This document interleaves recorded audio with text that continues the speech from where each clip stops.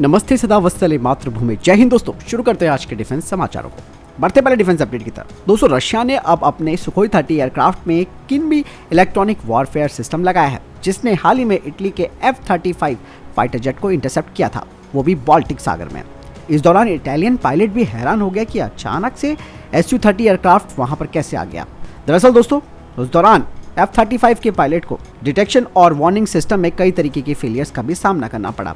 अब यहाँ पर सबसे खास बात यह है कि रशिया ने दोस्तों भारत को इस किन्बी एडवांस्ड इलेक्ट्रॉनिक वॉरफेयर की पेशकश कर रखी है भारत के सुपर सुखोई अपग्रेड प्रोग्राम के तहत, जो कि Su-30 फाइटर जेट की जो सर्वाइबिलिटी है उसे 30 गुना तक बढ़ा देगा। यानी कि दोस्तों F-35 फाइटर जेट को इंटरसेप्ट करना ये अपने आप में एक बहुत बड़ी बात है। जिस F-35 पर अमेरिका काफी गर्व महसूस करता है, उसे रशिया के सुखोई 30 एयरक्राफ्ट ने इंटरसेप्ट किया। और यही वजह है कि दोस्तों भारत अपने Su-30 फाइटर जेट को और ज़्यादा अपग्रेड कर रहा है। जहां आपने देखा होगा कि ब्रह्मोस मिसाइलें इसमें लगाई जा रही हैं। इसके अलावा सुपर सुखोई प्रोग्राम के तहत इस फाइटर जेट को और ज़्यादा घातक बनाया जाएगा। तो चीज़ें बिल्कुल साफ है, Su-30 फाइटर जेट अपने आप में एक महायुद्ध है। चलिए बढ़ते अगली अपडेट की तरफ, जो कि काली प्रोजेक्ट को लेकर आ रही है। दरअसल काफ़ी लंबे समय के बाद काली प्रोजेक्ट पर कुछ अपडेट सामने आई है। आपको मैं बता दूं कि काली प्रोजेक्ट का जो हथियार संस्करण है उस पर काम शुरू हो चुका है और इसे और बेहतर और कॉम्पैक्ट बनाया जा रहा है ताकि इसके रिचार्ज समय को यानी कि रिचार्ज टाइम को बढ़ाया जा सके।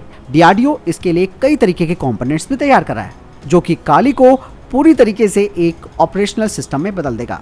वहीं खबरें ये भी आ रही है कि काली को मिलिट्री एयरक्राफ्ट IL-76 में इंटीग्रेट करके इसका टेस्ट भारत में किया जा रहा है। हालांकि किस जगह पर किया जा रहा है ये बात अभी कॉन्फिडेंशियल है। दोस्तों, काली का ये जो संस्करण है वो एयरबॉर्न वर्जन होगा, यानी कि फाइटर जेट से इसे ऑपरेट किया जाएगा।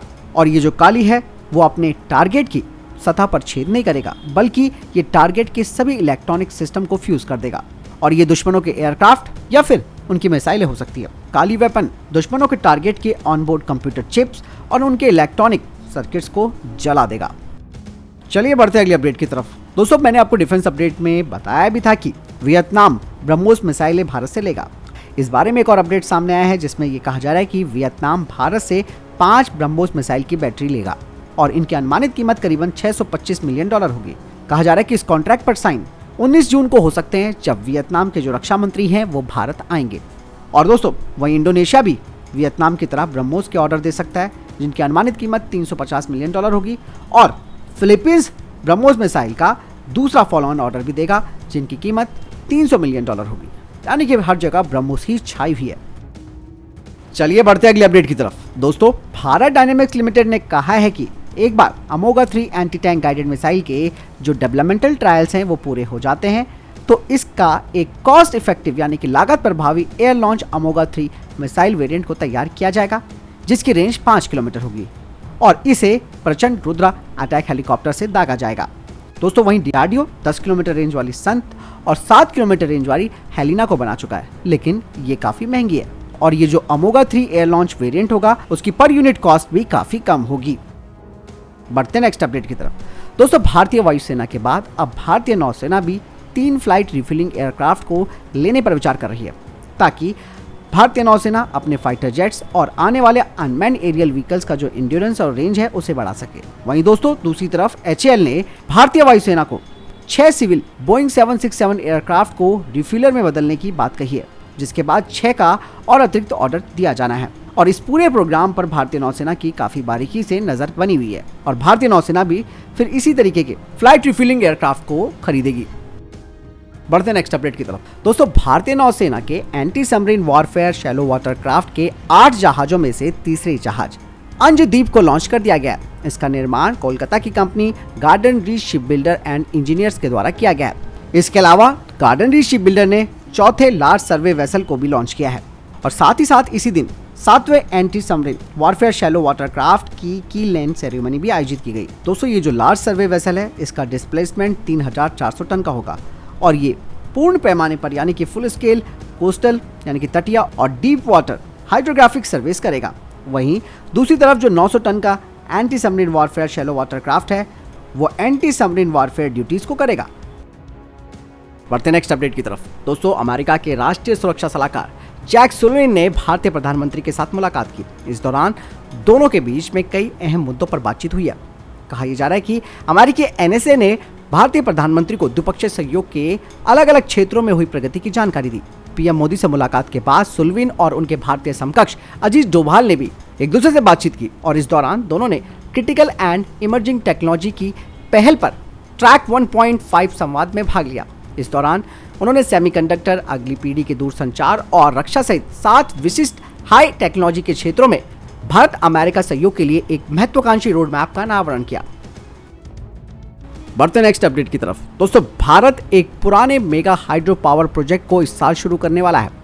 चीन की सीमा के नजदीक 2.6 अरब डॉलर की लागत वाली इस विशाल जल विद्युत परियोजना पर 20 सालों से काम चल रहा है, लेकिन कभी कानूनी झंझटें सामने आई तो कभी पर्यावरण बचाने को लेकर प्रदर्शन करने वाले सामने आए, जिसकी वजह से इसमें रुकावटें आई। लेकिन अभी ब्लूमबर्ग की एक रिपोर्ट सामने आई है जिसमें कहा गया है कि सार्वजनिक क्षेत्र की national hydro power project limited इस परियोजना का ट्रायल रन जुलाई से सुबनसिरी लोअर प्रोजेक्ट में शुरू करेगी। ये प्रोजेक्ट असम और अरुणाचल प्रदेश में है। इससे जुड़े अधिकारियों ने बताया कि इस प्रोजेक्ट की पहली यूनिट का दिसंबर में कमीशन होने की उम्मीद है, लेकिन 2024 के अंत तक सभी 8 यूनिटें चालू हो जाएंगी। इस परियोजना को भारत के ग्रीन एनर्जी की ओर बढ़ने को लेकर एक बड़ा कदम माना जा रहा है। लगातार देरी होने की वजह से दोस्तों इस प्रोजेक्ट की लागत 3 गुना बढ़ गई और ये 2.6 अरब डॉलर तक पहुंच गया। चलिए बढ़ते अगले अपडेट की तरफ। दोस्तों, जापान अब चीन के हाइपरसोनिक मिसाइलों का मुकाबला करने के लिए एक बड़ी रणनीति पर काम करना शुरू कर चुका है। जापान दोस्तों अब एक लंबी दूरी के एंटीशिप मिसाइल तैयार कर रहा है और कहा यह जा रहा है कि इस आइलैंड डिफेंस एंटीशिप मिसाइल को बनाने की लागत करीबन 257 मिलियन डॉलर तक आएगी। इस मिसाइल में टर्बोफैन इंजन भी लगा होगा और रेंज करीबन 2000 किलोमीटर से अधिक होगी। साथ ही दोस्तों ये कहा जा रहा है कि इस मिसाइल में मॉड्यूलर वॉर हेड लगा होगा जिसे लैंड अटैक, इलेक्ट्रॉनिक वॉरफेयर, रिकॉग्निजेंस जैसे मिशंस में इस्तेमाल किया जा सकेगा। दोस्तों, जापान की ये जो नई मिसाइल है वो उड़ान के अलग अलग चरणों में कई गाइडेंस सिस्टम का उपयोग करेगी और क्रूज फेज के दौरान इसमें जीपीएस और इनिशियल नेविगेशन सिस्टम और टर्मिनल फेज के दौरान इसमें इंफ्रारेड आईआर या रेडियो फ्रीक्वेंसी के जरिए ये अपने लक्ष्य तक पहुंचेगी। ये मिसाइल दुश्मनों के एयर डिफेंस और रेडियो जैमिंग से भी बचने में सक्षम होगी। जापान की आइलैंड डिफेंस शिप मिसाइल की लंबाई 6 से 10 मीटर होगी। यह मिसाइल हाई सबसोनिक मैक 0.8 की गति से उड़ान भरेगी और एक हमले के लिए ये कई प्रकार की मिसाइलों को लॉन्च करेगी, जो कि इसकी सटीकता को बढ़ाएगा।